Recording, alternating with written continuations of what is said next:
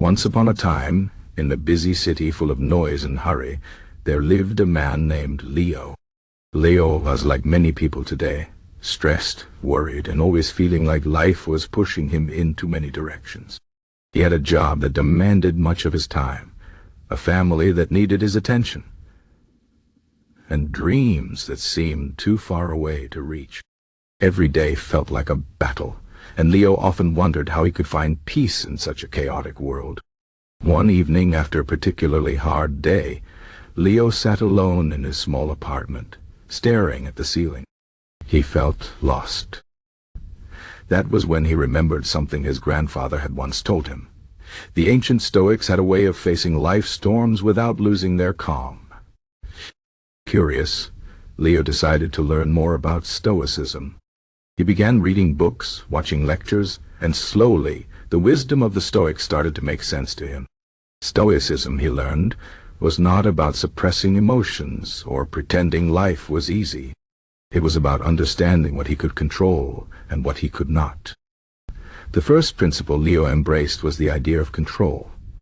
The Stoics taught that some things are within our power, our thoughts, actions, and choices, while others, like the weather, other people's opinions, or unexpected events, are not. Leo realized he had been wasting energy trying to control everything, and that was why he felt so exhausted. So, he started small. When traffic made him late for work, instead of shouting in frustration, he took a deep breath and reminded himself, "This is not in my control. I can only control how I react." At first it was difficult, but with practice he noticed a change. His anger faded faster, and he felt lighter. The second Stoic principle Leo applied was the practice of negative visualization. The Stoics believed that by imagining the worst-case scenarios, we could prepare ourselves mentally and appreciate what we have. Leo used this when he feared losing his job. He asked himself, what if I really lose it? What would I do? Instead of panicking, he realized he had skills, a supportive family, and options. This exercise didn't make him pessimistic. It made him stronger. He understood that even in hardship, he could adapt and survive. Another powerful Stoic lesson was the concept of Amor fati, love of fate. This meant accepting whatever life brought, good or bad, and seeing it as an opportunity to grow. When Leo's project at work failed, instead of blaming others or himself, he thought, this is a chance to learn. He analyzed what went wrong and used the experience to improve. Slowly, he stopped seeing setbacks as disasters and started seeing them as teachers. Leo also learned the value of mindfulness from the Stoics. They taught the importance of living in the present moment. Often, Leo caught himself worrying about the future or regretting the past. But the Stoics reminded him that the only moment he truly had was now. So, he began practicing gratitude.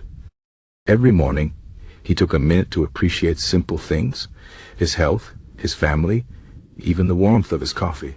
This small habit shifted his focus from what he lacked to what he already had. One of the hardest but most rewarding Stoic practices was voluntary discomfort. The Stoics believed that by occasionally stepping out of comfort, fasting, taking cold showers, or walking in the rain, they could build resilience. Leo tried this. He started with small things, like turning off the heater for a short while or walking instead of driving. At first, it felt unpleasant, but soon he noticed he was less afraid of discomfort. He realized comfort had made him soft, and embracing small hardships made him tougher. As months passed, Leo's life didn't magically become perfect. Challenges still came. Work stress, family disagreements, personal doubts. But something had changed. He no longer felt like a leaf blown by the wind. He stood firmer, calmer. His friends noticed it too. They asked him, "How do you stay so composed?" Leo smiled and shared what he had learned. Stoicism wasn't about avoiding life storms, but learning to sail through them. The final lesson Leo embraced was the Stoic view of time. The Stoics reminded themselves that life is short and unpredictable.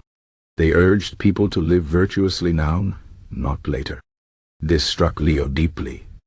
He had always said, "I'll be happy when I get that promotion, or I'll spend time with family when I'm less busy." But the Stoics taught him that later might never come. So, he started making changes, small but meaningful. He spent more quality time with loved ones, pursued hobbies he had neglected, and stopped postponing joy. Years later, looking back, Leo saw how Stoicism had transformed him. He wasn't perfect, no one is. But he was wiser, stronger, and more at peace. The chaos of the modern world hadn't disappeared, but his way of facing it had. And so, dear listener, Leo's story is an invitation. You don't have to be a philosopher to use Stoic wisdom. Start small. Focus on what you can control. Accept what you cannot. Practice gratitude. Embrace discomfort. Love your fate. Remember, the goal isn't to avoid life's difficulties, but to meet them with courage and clarity. The Stoics lived centuries ago, but their lessons are timeless. In this fast, noisy world, their principles can be your anchor. The choice is yours. Will you let life push you around, or will you stand firm like a Stoic? The answer begins today.